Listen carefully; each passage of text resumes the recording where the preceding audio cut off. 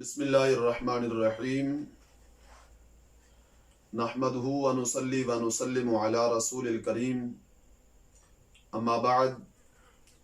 فاعوذ باللہ من الشیطان الرجیم بسم اللہ الرحمن الرحیم وقال ربکم ادعونی استجب لکم آمنت باللہ صدق اللہ العظیم لخمسة اطفی بها حر الوباء الحاتمہ المصطفى والمرتضى وابناہما والفاطمہ ان اللہ وملائکتہ یصلون علی النبی یا ایہا الذین آمنوا صلوا علیہ وسلموا تسلیما اللہم صل علی سیدنا ومولانا محمد وعلی آل سیدنا ومولانا محمد وبارک وسلم وصلی علیہ صلاۃ و سلاما علیک یا سیدی یا رسول اللہ وعلی آلک و اصحابک یا سیدی یا حبیب اللہ مولاي صل وسلم دائما ابدا علی حبیبک خیر الخلق کلہم هو الحبیب الذی ترجى شفاعته لكل حول من الاحوال مقتحم یا رب بالمصطفى بلغ مقاصدنا واغفر لنا ما مضى یا واسع الکرم یا رب صل وسلم دائما ابدا علی حبیبک خیر الخلق کلہم اللہ تبارک و تعالی جل شانہ کی حمد و ثنا اور اس کے پیارے محبوب نبی مکرم شفیع معظم ہادی کل مولا کل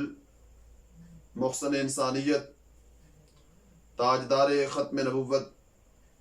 حبیب کبریا احمد مجتبی جناب محمد الرسول اللہ صلی اللہ تعالی علیہ وسلم کے دربار اقدس میں ہدیہ عقیدت و محبت عرض کرنے کے بعد آج گفتگو کا موضوع ہے دعا کیسے قبول ہوتی ہے۔ میری دعا ہے اللہ رب العزت جل وعلا ہم سب کو قرآن و سنت کا فہم عطا فرمائے اور قرآن و سنت کے ابلاغ و تبلیغ اور اس پر عمل کی اللہ توفیق عطا فرمائے۔ قرآن مجید برہان رشید کی آیا کریمہ تلاوت کرنے کا شرف حاصل ہوا، جس کے اندر اللہ رب العزت جل وعلا نے دعا کا تذکرہ فرمایا۔ خالق کائنات جل جلالہ ارشاد فرماتا ہے وقال ربکم ادعونی استجب لکم، اور کہا تمہارے رب نے کہ مجھ سے دعا کرو میں تمہاری دعا قبول کروں گا۔ ہر شخص محتاج ہے اور اللہ کے در کا محتاج ہے۔ ہر شخص کو ہر وقت کئی ضرورتیں ہیں، کئی بیماریوں سے شفا اور کئی دکھوں سے نجات اس کے دل کا تقاضا ہے، اور دعا ایسا ذریعہ ہے جس کی وجہ سے اللہ رب العزت جل وعلا کی رحمت پہنچتی ہے۔ اور ہر مومن کو اس بات کی چاہت ہوتی ہے کہ میرا رب دعا کیسے قبول فرماتا ہے۔ ویسے تو دعا ہر حال میں قبول ہوتی ہے، دعا کوئی بھی رد نہیں ہوتی، بندہ مومن کی دعا ہر حال میں قبول ہوتی ہے، لیکن اس کے انداز مختلف ہیں۔ کبھی ایسا ہوتا ہے کہ جو ہی دعا مانگی جائے فوراً قبول ہو جاتی ہے، کبھی فوراً قبول نہیں ہوتی، کچھ دیر کے بعد قبول ہو جاتی ہے، کبھی نہ فوراً قبول ہوتی ہے نہ بعد میں قبول ہوتی ہے، بلکہ اللہ رب العزت جل وعلا اس دعا کے بدلے میں کچھ اور بہتر عطا فرما دیتا ہے۔ اور کبھی ایسا ہوتا ہے نہ فوراً قبول ہوتی ہے، نہ بعد میں قبول ہوتی ہے، نہ اس کے بدلے میں کچھ ملتا ہے، وہ دعا اللہ رب العزت جل وعلا قیامت تک کے لیے وہ ذخیرہ فرما دیتا ہے، اور قیامت کے دن اس دعا کا اجر بندہ مومن کو عطا فرمائے گا، اور وہ جب اجر ملے گا اس وقت بندہ کہے گا کاش کہ دنیا میں میری کوئی دعا بھی قبول نہ ہوئی ہوتی۔ یہ جو اللہ رب العزت جل وعلا کا فرمان ہے کہ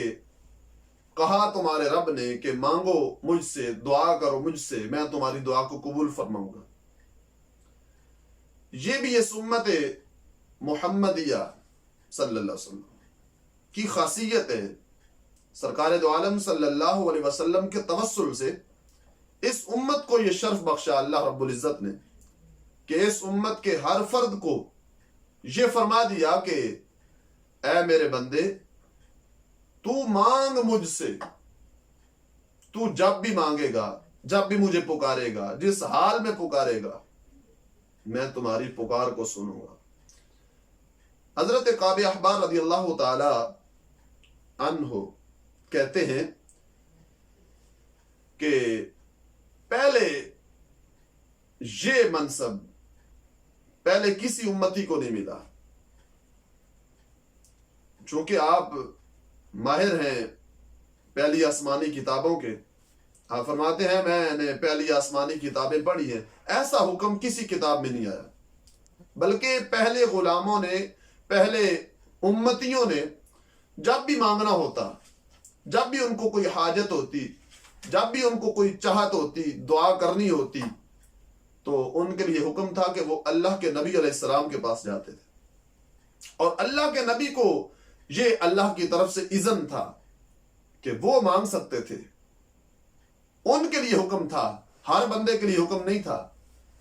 تو جب باری آئی آمینہ کے لال حضرت محمد الرسول اللہ صلی اللہ علیہ وسلم کی، تو خالق کائنات جل جلالہ نے فرمایا اے میرے محبوب، تمہارے توسل سے تمہارے غلاموں کو میں یہ شرف بخش رہا ہوں کہ جب بھی مجھے پکاریں گے، جب بھی مجھ سے دعا کریں گے، میں ان کی دعا کو قبول فرما لوں گا۔ تو ویسے تو دعا ہر حال میں سنی جاتی ہے، لیکن کچھ اس کے تقاضے ہیں جو احادیث طیبہ کے اندر بیان کیے گئے۔ سرکار دو عالم صلی اللہ علیہ وسلم کے متعدد فرامین اس سلسلہ میں موجود ہے کہ آقا سید المرسلین صلی اللہ علیہ وسلم نے وہ طریقے ارشاد فرمائے۔ آج بندہ مومن کو یہ چاہت ہوتی ہے کہ مجھے کوئی ایسا طریقہ ملے کہ میں جو ہی دعا مانگوں میری دعا رد نہ ہو، میں دعا مانگوں فوراً اللہ رب العزت اس دعا کا اجر عطا فرما دے، اور فوراً اللہ رب العزت اس دعا کو قبول فرما دے۔ سید عالم نور مجسم شفیع معظم صلی اللہ علیہ وسلم حضرت سلمان فارسی رضی اللہ تعالی عنہ کے پاس سے گزرے، وَهُوَ يَدْعُو، وہ نماز ادا کر کے دعا مانگ رہے تھے۔ ہمارے آقا سید المرسلین صلی اللہ علیہ وسلم نے جب حضرت سلمان فارسی کو دعا مانگتے دیکھا تو میرے آقا علیہ السلام نے فرمایا یا سلمان لَكَ حَاجَةٌ إِلَىٰ رَبِّكَ، اے سلمان کیا رب ذوالجلال کی طرف سے تمہاری کوئی حاجت ہے جو چاہ رہے ہو؟ اللہ رب العزت جل وعلا سے کوئی ایسی خاص دعا مانگ رہے ہو؟ کیا کوئی حاجت ہے جو اللہ سے چاہ رہے ہو؟ کیا کوئی ضروری کام ہے جو کروانا چاہتے ہو؟ حضرت سلمان فارسی رضی اللہ تعالی عنہ آپ نے عرض کی یا رسول اللہ صلی اللہ علیہ وسلم نعم، ہاں میں مشکل میں ہوں، مجھے فلاں پریشانی ہے، اس سلسلہ میں اللہ رب العزت جل وعلا سے دعا مانگ رہا ہوں۔ میرے آقا سید المرسلین صلی اللہ علیہ وسلم نے جو حضرت سلمان فارسی سے پوچھا لَكَ حَاجَةٌ إِلَىٰ رَبِّكَ، اے سلمان کیا کوئی حاجت ہے؟ کس لیے پوچھا؟ بھلا ان کو پوچھنے کی کیا ضرورت جو فرش پہ بیٹھ کے خبریں عرش بری کی ادا کریں، جو زمین پہ بیٹھ کے جنت کی خبریں دیں۔ بھلا انہیں پتہ نہیں تھا کہ سلمان کیا مانگ رہے ہیں؟ پتہ تھا، پوچھنے کی وجہ کچھ اور تھی، سامنے حضرت سلمان تھے اور آپ مسئلہ قیامت تک کے ہر مسلمان کو سمجھانا چاہتے تھے، اس لیے پوچھا آج سلمان مجھے بولیں گے، بتائیں گے اپنی حاجت، میں طریقہ بتاؤں گا، اس طریقے پہ یہ دعا مانگیں گے، ان کی قبول ہوگی، اور قیامت تک کہ میرے غلاموں کے پاس ایک طریقہ ان کے ہاتھ آ جائے گا، جب بھی وہ مشکل میں ہوں اس انداز میں جب بھی دعا مانگیں گے اللہ رب العزت جل والا رد نہیں فرمائے گا بلکہ ضرور قبول فرما لے گا۔ میرے آقا سید المرسلین صلی اللہ علیہ وسلم نے ارشاد فرمایا سلمان پھر طریقہ میں بتاتا ہوں، اس طریقے پہ دعا مانگو، اس طریقے پہ جب دعا مانگے گا پھر دعا رد نہیں ہوگی۔ حضرت سلمان عرض کرتے ہیں یا رسول اللہ ضرور ارشاد فرماؤ وہ طریقہ کون سا ہے؟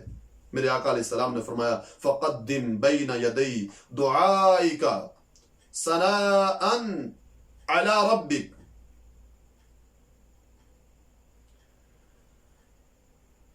اے سلمان اپنی دعا سے پہلے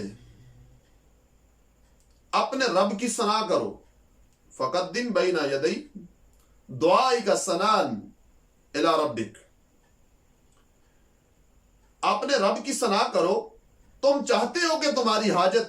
پوری ہو اور تمہاری دعا قبول ہو جائے، فرمایا تو دعا سے پہلے اللہ رب العزت جل وعلا کی ثنا کرو۔ آگے فرمایا واصفہ کما واصف نفسہ، پھر اس کے بعد اللہ کی تسبیح، اللہ کی صفت یوں کرو کما واصف نفسہ،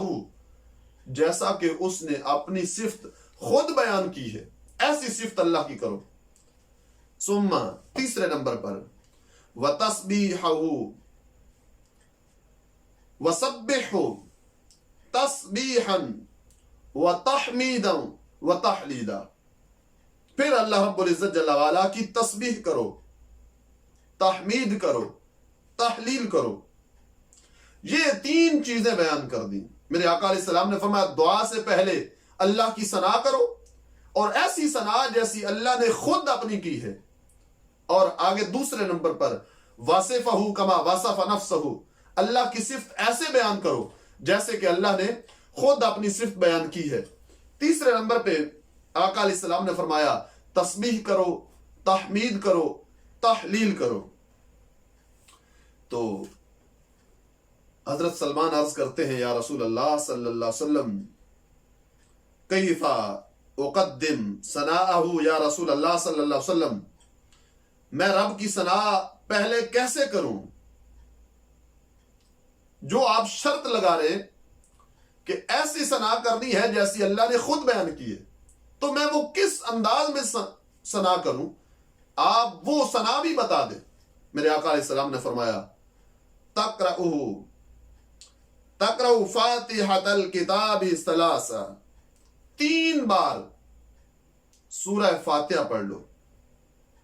دعا سے پہلے 3 بار سورہ فاتحہ پڑھ لو۔ فإنها ثناء اللہ تعالی، یہ فاتحہ رب کی ثنا ہے۔ اس کے بعد قالا فکیف آصفہ یا رسول اللہ صلی اللہ علیہ وسلم، پھر عرض کرتے ہیں یا رسول اللہ یہ صفت کیسے بیان کروں؟ آپ شرط لگا رہے ہیں کہ واصفہ کما واصف نفسہ، وہ کیسی صفت میں بیان کروں، کس انداز میں کروں؟ آپ شرط لگا رہے ہیں کہ وہ ثنا، وہ صفت کرنی ہے جو اللہ نے خود کی ہے۔ اللہ کی بہت ساری شانیں ہیں، اور آپ جو شرط لگا رہے ہیں اس کے مطابق کون سی صفت بنتی ہے؟ میرے آقا علیہ السلام نے فرمایا سورۃ الاخلاص ثلاثہ، 3 بار سورہ اخلاص پڑھ لو۔ پہلے نمبر پہ فرمایا کہ 3 بار سورہ فاتحہ، پھر فرمایا کہ 3 بار سورہ اخلاص۔ فإنها صفۃ اللہ وصف بها نفسہ، یہ وہ صفت ہے، سورہ اخلاص یہ وہ صفت ہے جو رب ذوالجلال نے خود اپنی صفت بیان کی ہے قرآن مجید کے اندر۔ اس کے بعد حضرت سلمان نے پوچھا فکیف उसब्बिहु या रसूल अल्लाह सल्लल्लाहु अलैहि वसल्लम, पहले सिफ्त का कहा, फिर सना का कहा, फिर जो तस्बीह तहमीद और तहलील फरमाया, ये किस अंदाज में है और ये कौन सी तस्बीह बयान करूं तो हक अदा होगा। मेरे आका अलैहिस्सलातु वस्सलाम ने फरमाया, कुल, तुम ये कहो, सुबहानल्लाहि वल्हम्दुलिल्लाहि वला इलाहा इल्लल्लाह वल्लाहु अकबर। फरमाया ये पढ़ो 3 बार, जिसमें तस्बीह भी है, तहमीद भी है और तहलील भी है। सुम्मा तस्अल हाजतका, इसके बाद तुम अपनी हाजत रब से चाहो। ये अंदाज बयान किया और दुआ की कबूलियत जिस अंदाज में होती है, मेरे आका अलैहिस्सलाम ने हजरत सलमान फारसी को वो तरीका सिखाया। फरमाया तुम मुश्किल में हो, परेशानी में गिरे हुए हो, तो फिर इस अंदाज में दुआ मांगो कि पहले सूरह फातिहा 3 बार, फिर 3 बार सूरह इखलास, फिर 3 बार सुबहानल्लाहि वल्हम्दुलिल्लाहि वला इलाहा इल्लल्लाह वल्लाहु अकबर, सुम्मा तस्अल हाजतका, इसके बाद तुम हाजत चाहो। इसके बाद जो भी दुआ मांगोगे अल्लाह रब्बुल इज्जत जल्ला वाला तुम्हारी दुआ को दर्जा कबूलियत अता फरमा देगा। देखो कैसा प्यारा तरीका। आज से 14 सदियां पहले हमारे आका अलैहिस्सलातु वस्सलाम ने हमारे लिए किस किस अंदाज में रहनुमाई फरमाई। मेरे आका अलैहिस्सलाम फरमाते हैं, तरक्तुकुम अला मिल्लतिन बैदा लैलुहा कनहारिहा। फरमाया ऐ मेरे गुलामों, मैं तुम्हें ऐसी रोशन मिल्लत पे छोड़े जा रहा हूं जिसकी रात भी इतनी रोशन है जितना कि दिन रोशन होता है। फरमाया किसी मौजू पे, किसी मोड़ पे तुम रहनुमाई चाहो, तुम्हें ना मिले ऐसा नहीं हो सकता। फरमाया जिस मौजू पे भी तुम रहनुमाई लेना चाहोगे, आगे मेरी रहनुमाई मौजूद होगी। हजरत इब्राहिम बिन आदम से पूछा गया, हम दुआ करते हैं और हमारी दुआ कबूल नहीं होती, इसकी वजह क्या है? हजरत इब्राहिम बिन आदम से जब सवाल किया गया तो उन्होंने फरमाया, तुम अल्लाह को पहचानते हो, उसकी इताअत नहीं करते। तुम रसूल अकरम सल्लल्लाहु अलैहि वसल्लम को जानते हो मगर इत्तिबा नहीं करते। तुम कुरान मजीद को पढ़ते हो मगर उस पर अमल नहीं करते। तुम अल्लाह की नेमतें हासिल करते हो मगर शुक्र अदा नहीं करते। तुम्हें जन्नत का इल्म है मगर तुम उसे तलब नहीं करते। तुम्हें जहन्नुम का इल्म है मगर उससे पनाह नहीं चाहते, उससे भागते नहीं हो। तुम शैतान को जानते हो मगर फिर भी उससे जंग करने की बजाय उससे मुआफकत करते हो, उसके करीब जाते हो। तुम्हें मौत पर यकीन है फिर भी तुम उसकी तैयारी नहीं करते, और तुम मुर्दों को दफन भी करते हो मगर इससे इबरत हासिल नहीं करते। तुम अपने अयूब को नजरअंदाज करते हो और लोगों के ऐब में मशगूल होते हो। फरमाया ये चीजें हैं जिसकी वजह से दुआएं कबूल नहीं होती। अल्लाह को जानने के बावजूद इताअत नहीं है, रसूल अकरम सल्लल्लाहु अलैहि वसल्लम को पहचानने के बावजूद इत्तिबा नहीं है, और इस तरह कुरान मजीद हमारे पास रहनुमाई की किताब मौजूद है, अमल नहीं है। हम खुद अपने हाथों से अपने अजीज व अकारिब को दफन करते हैं मगर इबरत हासिल नहीं करते, और अपने गुनाहों की तरफ हम नजर करने की बजाय लोगों के ऐबों को ढूंढने निकले हुए। फरमाया यही वजह है जिस वजह से दुआएं कबूल नहीं होती। आज अगर हम अपने आप को देखें, हमारी हालत इस वक्त क्या है? कितनी दुआएं जो हमारी की हुई रद्द हो जाती हैं, नहीं कबूल होती। ये हमारा अपना कसूर है, हमारे अमाल में कोताही है, हमारे अंदाज में जो कमी है उसको जो दूर करना चाहिए। वो कमी दूर होगी सुन्नत के मुताबिक, आका अलैहिस्सलाम के बताए हुए तरीके के मुताबिक। जब दुआ मांगेंगे तो दुआएं जरूर कबूल होंगी। इस सिलसिला में मेरे आका सय्यदुल मुरसलीन सल्लल्लाहु अलैहि वसल्लम ने गुफ्तगू फरमाते हुए इरशाद फरमाया, आका अलैहिस्सलाम ने एक शख्स को देखा जिसने नमाज पढ़ी, नमाज के बाद उसने फौरन दुआ मांगी और निकला मस्जिद से। मेरे आका अलैहिस्सलाम ने फरमाया,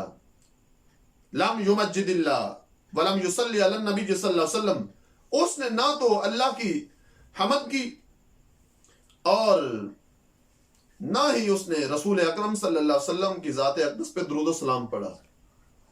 سرکار دو عالم صلی اللہ علیہ وسلم نے اسے بلایا، فرمایا عجلت ایھا المصلی، اے نمازی تجھے کیا جلدی ہے، تو نے اتنی جلد بازی سے کام لیا کہ نماز پڑھی ہے فوراً بھاگ نکلا ہے، نہ تو نے اللہ کی تعریف کی، نہ تو نے حضور فرماتے ہیں میری ذات پہ درود پڑھا، فوراً دعا مانگی اور نکل پڑا۔ فرمایا کیا جلدی ہے تجھے؟ میرے آقا علیہ السلام نے فرمایا ثم علمہم رسول اللہ صلی اللہ علیہ وسلم، پھر نبی اکرم صلی اللہ علیہ وسلم نے اسے طریقہ بتایا کہ اے نمازی، نماز پڑھ کے یہ طریقہ ہے، یہ انداز ہے، اس انداز سے دعا مانگی جاتی ہے۔ پھر میرے آقا علیہ الصلوۃ والسلام نے ایک شخص کو دیکھا جس نے نماز پڑھی اور نماز کے بعد اس نے اللہ کی حمد و ثنا کی، رسول اکرم صلی اللہ علیہ وسلم نے ان کی ذات اقدس پہ درود و سلام پڑھا۔ اس کے بعد میرے آقا علیہ الصلوۃ والسلام نے اس نمازی کو مخاطب ہو کے فرمایا اے نمازی، اب مانگ اللہ سے، اب جو بھی مانگے گا اللہ رب العزت تیری دعا رد نہیں فرمائے گا۔ ادعو تو جب بھی دعا مانگے گا تو اب مانگ لے، یعنی نماز کے بعد جو اللہ کی حمد و ثنا، جو رسول اکرم صلی اللہ علیہ وسلم کی ذات اقدس پہ درود و سلام پڑھا ہے، میرے آقا علیہ السلام نے فرمایا اے نمازی اب مانگ اللہ سے، اب تیری دعا ضرور قبول ہوگی، تجھے عطا کیا جائے گا۔ اس طرح سیاستہ کے اندر اس سلسلہ میں جو احادیث موجود ہیں، میرے آقا علیہ الصلوۃ والسلام نے بڑے ہی خوبصورت انداز میں اس چیز کو بیان کیا، اور یہ وہ چیزیں ہیں جن کی ضرورت ہے ہماری زندگی کے اندر، ہمارے معاملات کے اندر، ہماری دعاؤں کی قبولیت کے لحاظ سے ہمارے پاس یہ ذخیرہ ہونا چاہیے کہ دعا کیسے اللہ قبول کرتا ہے، کس وجہ سے دعائیں رد ہو جاتی ہیں اور کس انداز میں دعائیں قبول ہوتی ہیں۔ یہ اتنا موضوع نہیں ہے کہ ایک ہی موقع کے اندر بیان کر دیا جائے، ایک خطبہ کے اندر اس کو بند کر دیا جائے، یہ بہت طویل موضوع ہے، یہ گھنٹوں کی بحث ہے، یہ ایک گھنٹے کے اندر یا ایک موضوع میں ایک وقت میں یہ بیان کرنا ممکن نہیں ہے۔ میرے آقا علیہ الصلوۃ والسلام نے جب دعا کے موضوع کو چھیڑا تو آقا علیہ السلام نے فرمایا من اراد ان یسأل اللہ حاجتہ، فرمایا جو شخص یہ چاہتا ہو میری حاجت پوری ہو جائے، فلیبدأ بالصلاۃ، تو جب وہ دعا مانگے، فلیبدأ بالصلاۃ علی النبی صلی اللہ علیہ وسلم، اسے دعا کا آغاز حضور فرماتے ہیں درود شریف سے کرنا چاہیے، ثم یسأل حاجتہ، پھر دعا مانگے، جو دعا مانگنا چاہے آغاز دعا کا درود شریف سے کرے، ثم یسأل حاجتہ، پھر رب ذوالجلال سے اپنی حاجت چاہے، ثم یختم بالصلاۃ علی النبی صلی اللہ علیہ وسلم، پھر دعا جب ختم کرنے پہ آئے، دعا مکمل ہو جائے، پہلے درود شریف پڑھا، پھر دعا مانگی، پھر جب دعا ختم کرنے پہ آئے ثم یختم بالصلاۃ علی النبی صلی اللہ علیہ وسلم، فرمایا اختتام بھی درود شریف پہ کر دے۔ تو یہ انداز ایسا ہے فإن اللہ عز وجل یقبل الصلاتین وہو اکرم من ایجد ما بینہما، فرمایا اللہ رب العزت دونوں درودوں کو ضرور قبول فرمائے گا، درود ہر حال میں قبول ہوتا ہے، اور اللہ کی یہ شان نہیں کچھ لے لے کچھ چھوڑ دے، فرمایا جہاں اللہ رب العزت تمہارا پڑھا ہوا درود شریف قبول فرمائے گا، تمہاری مانگی ہوئی جو درمیان میں دعا ہے وہ دعا بھی اللہ رب العزت ضرور قبول فرما دے گا۔ یعنی یہ بھی بہت پیارا انداز ہے دعا کی قبولیت کا۔ فرمایا اگر چاہتے ہو کہ دعا قبول ہو جائے پھر ابتدا کرو درود شریف سے، درمیان میں دعا مانگو، آخر میں پھر درود شریف پڑھو، یقین رکھو کہ اللہ رب العزت نے درود تو ضرور قبول کیا ہے، اور جب اللہ قبول کرنے پہ آئے پھر ایسا نہیں کرتا کہ کچھ لیتا ہے کچھ چھوڑ دے، کچھ قبول کرے کچھ رد کر دے، ایسا نہیں ہوتا۔ پھر جہاں درود شریف قبول ہوگا وہاں درمیان کے اندر مانگی ہوئی دعا بھی قبول ہو جائے گی۔ اسی طرح حضرت علی الخواص کہتے ہیں اذا سألتم اللہ حاجتا فاسألوہ بمحمد صلی اللہ علیہ وسلم، جب تم اللہ سے حاجت چاہو رسول اکرم صلی اللہ علیہ وسلم کے صدقے چاہو، فاسألوہ بمحمد صلی اللہ علیہ وسلم، آقا سید المرسلین صلی اللہ علیہ وسلم کے وسیلہ سے مانگو، حضور کے صدقے چاہو، یوں کہو اللہم انا نسألک بحق محمد صلی اللہ علیہ وسلم ان تفعلنا کذا، اے اللہ ہم تجھ سے حضرت محمد صلی اللہ علیہ وسلم کے صدقے یہ دعا مانگتے ہیں، اے اللہ ہمارے لیے یہ کام ہمارا یوں کر دے۔ ویسے دعا جو ہے نا یہ آرڈر نہیں ہے، یہ اپیل ہے، یہ درخواست ہے، لیکن اس میں جو انداز بیان کیا گیا یوں کہو اللہم انا نسألک بحق محمد صلی اللہ علیہ وسلم ان تفعلنا کذا، یا اللہ میں ڈائریکٹ نہیں مانگ رہا، میں تیرے پیارے کے صدقے مانگ رہا ہوں، میں آمینہ کے لال حضرت محمد رسول اللہ صلی اللہ علیہ وسلم کے وسیلہ سے مانگ رہا ہوں، میری تو کوئی حیثیت نہیں لیکن ان کا مقام تیرے دربار میں بڑا ہے، میں ان کے صدقے اپنی حاجت چاہ رہا ہوں، یا اللہ میرا کام ان کے صدقے یوں کر دے۔ فرمایا یہ دعا جب حضور کے وسیلہ سے مانگی جاتی ہے یہ ڈائریکٹ اللہ کے پاس نہیں جاتی۔ فَإِنَّ لِلَّهِ مَلَكَ، جب کوئی بندہ نبی علیہ السلام کے وسیلہ سے دعا مانگتا ہے تو یہ ایک فرشتہ ہے، یبلغ ذالک لرسول اللہ صلی اللہ علیہ وسلم، یہ فرشتہ دعا اٹھاتا ہے اور مکین گنبد خضرا صلی اللہ علیہ وسلم کے پاس لے کے حاضر ہو جاتا ہے، وہاں جا کر یہ عرض کرتا ہے۔ اب یہاں پہ کوئی یہ نہ سمجھے کہ اگر حضور خود سنتے ہوتے تو فرشتہ کیوں لے جاتا، فرشتے کی کیا حاجت تھی،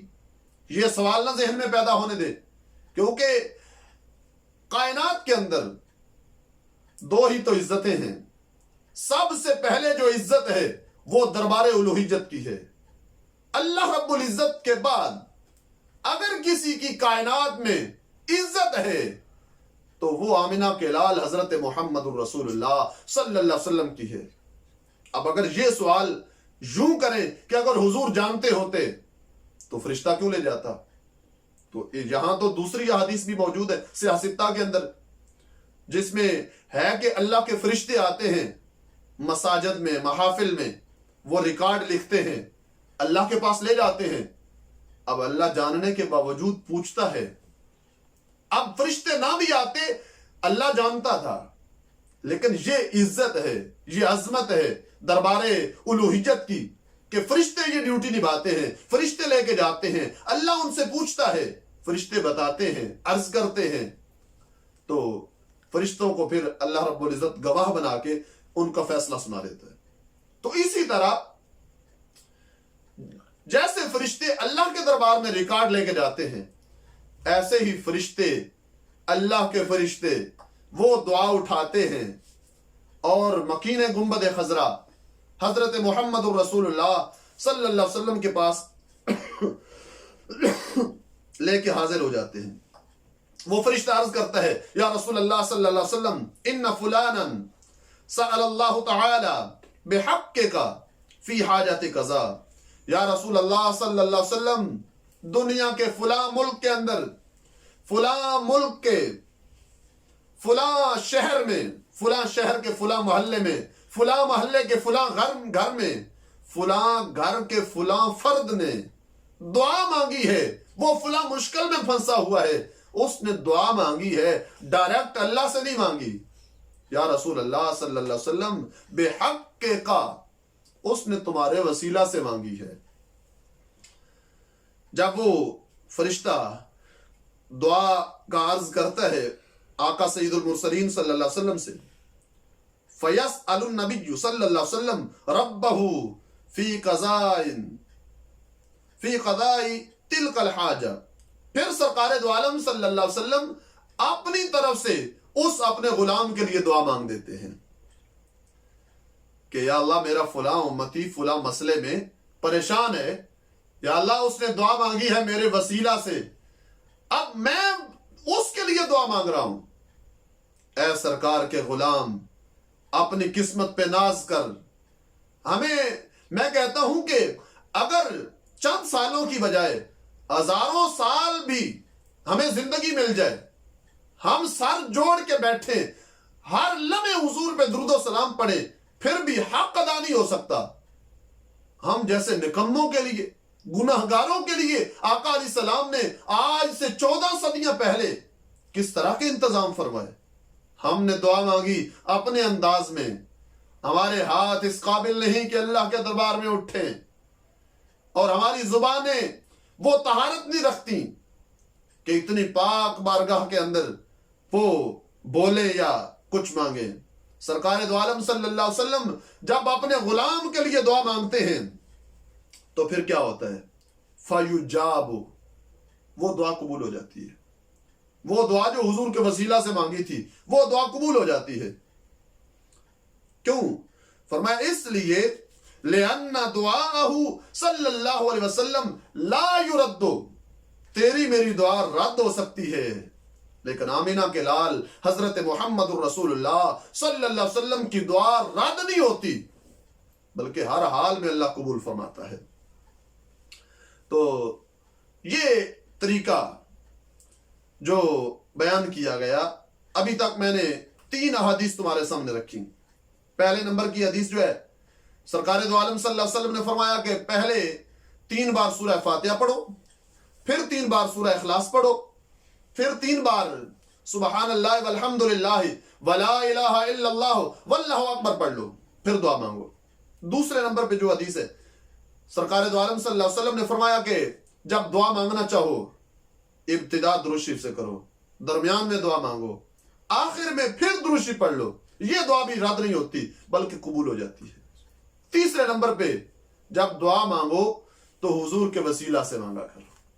کیونکہ حضور نبی رحمت شفیع امت صلی اللہ علیہ وسلم کے وسیلہ سے مانگی ہوئی دعا کبھی بھی رد نہیں ہوتی بلکہ قبول ہو جاتی ہے۔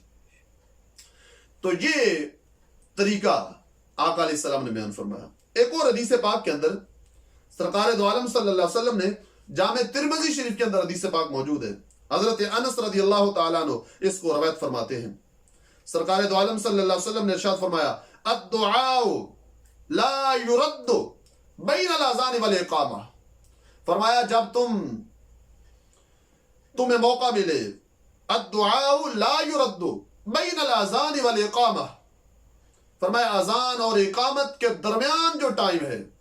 اذان اور اقامت کے درمیان کا وقت، لا يرد، اس میں دعا رد نہیں ہوتی بلکہ ہر حال میں قبول ہوتی ہے۔ یہ قبولیت کا وقت ہے، اذان اور اقامت کے درمیان کا وقت، یہ وقت ضائع کرنے کا نہیں ہے، یہ وقت دنیاوی گپے لگانے کا نہیں ہے۔ ہماری حالت یہ ہے کہ جماعت کو ابھی ٹائم باقی ہوتا ہے، ہم اپنے کاروبار کے مسائل سلجھا رہے ہوتے ہیں، ہم کوشش کرتے ہیں ایک دوسرے سے گپ شپ لگانے کی، دنیا کی بات تو ویسے بھی مسجد میں کرنا بہت گناہ ہے، منع کیا گیا اس کو، لیکن یہ جو وقت ہے یہ بڑا قیمتی وقت ہے، یہ دنیاوی گپے لگانے کا وقت نہیں ہے، یہ اللہ سے مانگنے کا وقت ہے، اللہ رب العزت جل وعلا سے رابطہ کرنے کا وقت ہے۔ اللہ رب العزت جل وعلا اس وقت میں جو دعا مانگی جاتی ہے وہ دعا قبول ہوتی ہے۔ سرکار دو عالم صلی اللہ علیہ وسلم نے بیان فرمایا کہ اس وقت لا يرد بین الاذان والاقامہ، اذان اور اقامت کے درمیان مانگی ہوئی دعا یہ رد نہیں ہوتی بلکہ قبول ہوتی ہے۔ اسی طرح سرکار دو عالم صلی اللہ علیہ وسلم کا ایک فرمان جو جامع ترمذی کے اندر موجود ہے، حضرت سلمان فارسی رضی اللہ تعالیٰ نے اس کو روایت کرتے ہیں، میرے آقا سید المرسلین صلی اللہ علیہ وسلم نے ارشاد فرمایا ان ربکم حیی کریم، رب ذوالجلال بہت زیادہ حیا والا ہے اور بہت زیادہ کرم والا ہے. یستحیی من عبدہ، اسے اپنے بندے سے حیا آتی ہے. کب؟ فرمایا اذا رفع یدیہ الیہ، جب بندہ ہاتھ اٹھاتا ہے اس کی طرف، جب اٹھا کے ہاتھ دعا مانگتا ہے، ان یردہما صفرا، اپنے بندے کے ہاتھ خالی واپس لوٹائے، اس سے اللہ کو حیا آتی ہے.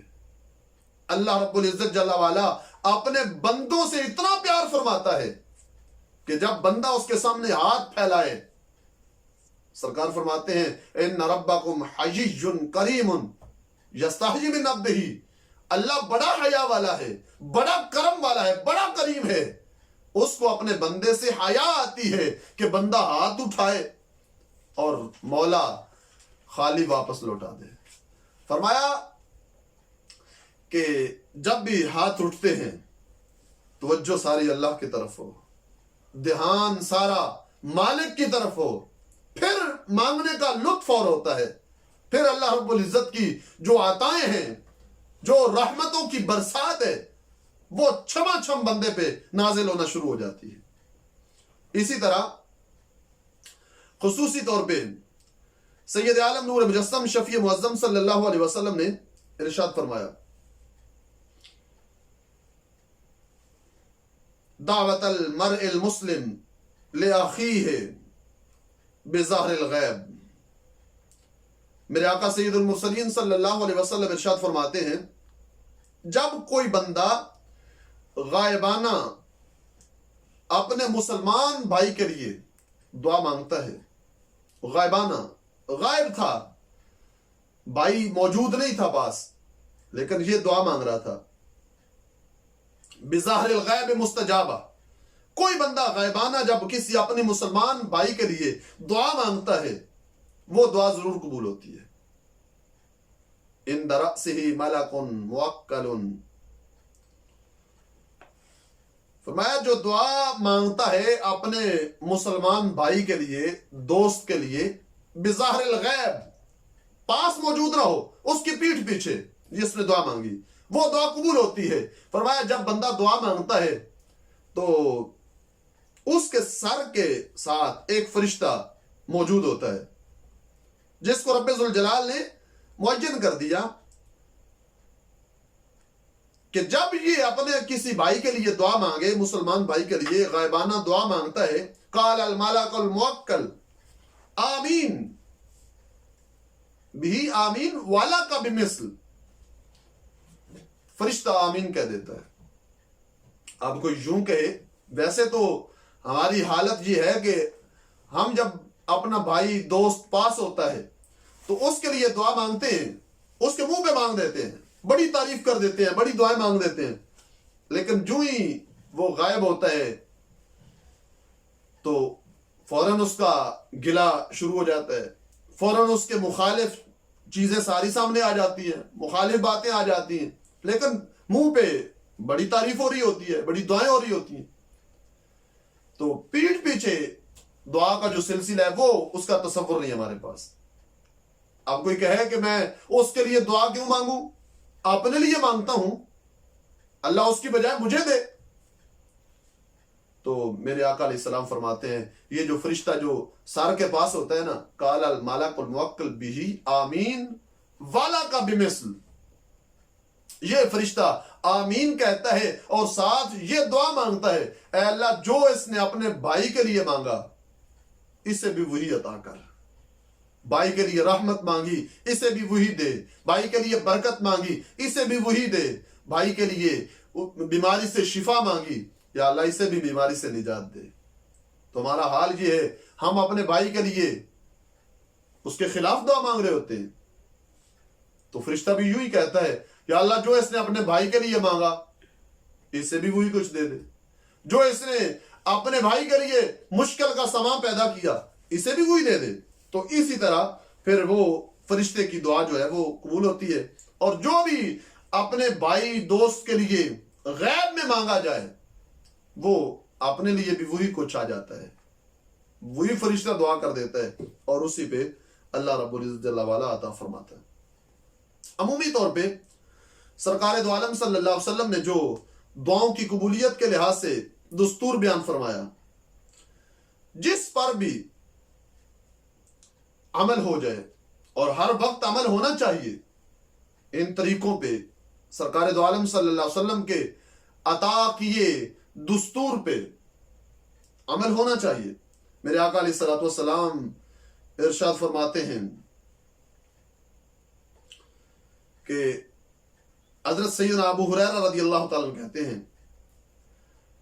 قال رسول اللہ صلی اللہ علیہ وسلم من سرہ ان یستجاب لہ عند الکرب، جو بندہ یہ چاہتا ہے کہ غم کے وقت میری دعا قبول ہو جائے، کہ جب بھی میں پریشان ہوں، مصیبت آئے، مسئلہ بنے، تو میں دعا مانگوں اللہ قبول فرما لے، تو سرکار دو عالم صلی اللہ علیہ وسلم نے فرمایا فَلْيُكْسِرْ مِنَ الدُّعَاءِ فِي الرُّخَاءِ، جو چاہتا ہو کہ میں مشکل میں جب آؤں تو دعا قبول ہو، اسے چاہیے کہ خوشی میں کثرت سے دعا مانگا کرے۔ ہوتا یہ ہے کہ جب حالات بہتر ہوتے ہیں تو دعا بھول جاتی ہے، جب خوشی ہوتی ہے تو دعا کو ایک سائڈ پہ رکھ دیتے ہیں کہ اب موج ہے، اب ٹھیک ہے، نظام چل رہا ہے، دعا کی ضرورت نہیں۔ جو ہی مشکل میں آئے فوراً دعائیں شروع ہو گئی۔ میرے آقا علیہ السلام فرماتے ہیں اگر یہ چاہتے ہو کہ جب بھی مشکل بنے دعا مانگے اللہ قبول فرما لے، فرمایا پھر خوشی کے اندر بھی رب کو یاد رکھا کرو، پھر خوشی کے وقت بھی اللہ سے دعائیں مانگا کرو۔ وہ جب خوشی میں بندہ دعا مانگتا ہے خوشی کے وقت، پھر جب بھی مشکل بنتی ہے دعا مانگے تو اللہ قبول فرما لیتا ہے۔ سرکار دو عالم صلی اللہ علیہ وسلم سے کسی نے سوال کیا، حضرت عمر فاروق رضی اللہ تعالیٰ عنہ اس کو روایت فرماتے ہیں کہ دعا مانگ لی، زبان سے مانگی، دل سے مانگی، اللہ تو دلوں کے حالات بھی جانتا ہے، زبان سے مانگی اللہ قبول فرما لیتا ہے، لیکن یہ جو ہاتھ اٹھا کے مانگی جاتی ہے اور پھر جب دعا ختم ہوتی ہے تو چہرے پہ ہاتھ پھیرے جاتے ہیں، اس کا کیا طریقہ ہے، اس کا کیا فائدہ ہے؟ میرے آقا علیہ السلام فرماتے ہیں اللہ رب العزت جل وعلا دل کے حالات جانتا ہے، لیکن جب وہ دل کی بات زبان پہ آتی ہے تو قبولیت کے چانس زیادہ ہو جاتے ہیں، پھر زبان پہ بات آتی ہے ہاتھ لینے کے لیے آگے ہو جاتے ہیں، منگتوں کی طرح رب ذوالجلال کے دربار میں ہاتھ پھیلا کے جب بندہ مانگتا ہے تو خالق کائنات کی رحمت جوش میں آتی ہے اور اس کو ضرور عطا ہو جاتا ہے۔ تو پوچھا گیا کہ یہ جو چہرے پہ ہاتھ ملے جاتے ہیں اس کا کیا فائدہ ہے؟ میرے آقا علیہ السلام نے فرمایا رب ذوالجلال جل جلالہ ہاتھ خالی بندے کے واپس نہیں لوٹاتا، خالی ہاتھ نہیں لوٹاتا۔ فرمایا بندے نے سوال کیا، مسائل کے حل کے لیے دعا مانگی، مسائل بھی حل ہوتے ہیں، دعائیں قبول ہوتی ہیں، اللہ رب العزت جل وعلا ان خالی ہاتھوں پہ رحمت کا نزول فرماتا ہے۔ فرمایا رحمت ہاتھوں پہ آتی ہے، ادھر مسئلے بھی حل ہو گئے، برکت اور رحمت اپنے چہرے پہ مل لیا کرو، اس سے تمہارے لیے ایک نور ہے، تمہارے لیے رحمت ہے، تمہارے لیے برکت ہے۔ تو یہ آج کا موضوع میں انہی الفاظ پہ ختم کر رہا ہوں کہ موقع بڑا ہے، طریقہ کار احادیث کے مطابق میں نے کھول دیا، سرکار دو عالم صلی اللہ علیہ وسلم کے فرامین کتابوں سے اور صحیح سند کے ساتھ میں نے اب تک پہنچا دیے۔ تو آپ ہماری ذمہ داری ہے، آپ کی، ہم سب کی،